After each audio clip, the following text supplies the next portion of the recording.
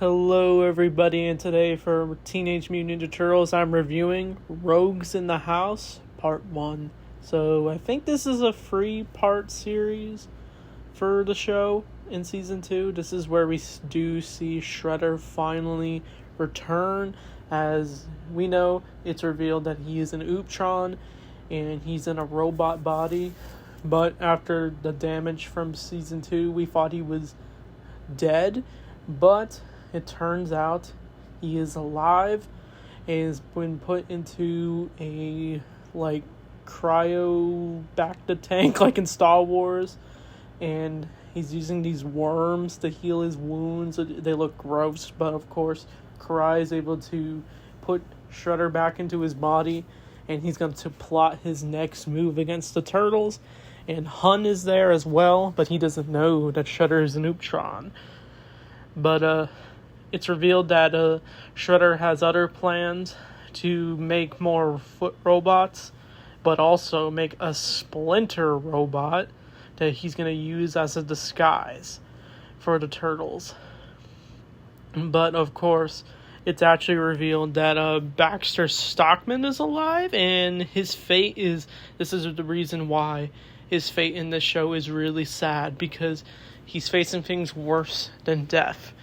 He's now just a brain in a jar who barely can communicate, and he's wanting revenge against the Shredder.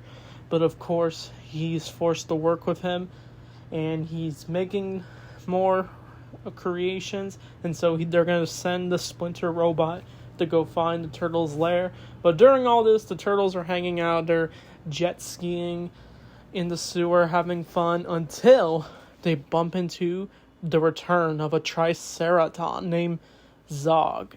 So, I've talked about Zog before in this show, because he was basically a triceratops who crash landed on Earth, is now forced to work with the Turtles in this version, but in the 2012 version, he worked with Raph, and that was the whole centered episode.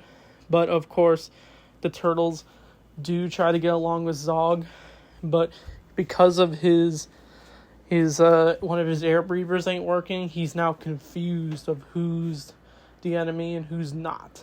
But this all gets changed once Splinter does show up, and they basically have Zong basically fight the robot Splinter, because they at first think it's the real Splinter who's injured, but of course the actual Splinter shows up telling them that it's an imposter, and they're confused at who's who, until Zong is able to take out the Splinter robot once Shredder's like, just attack the Turtles.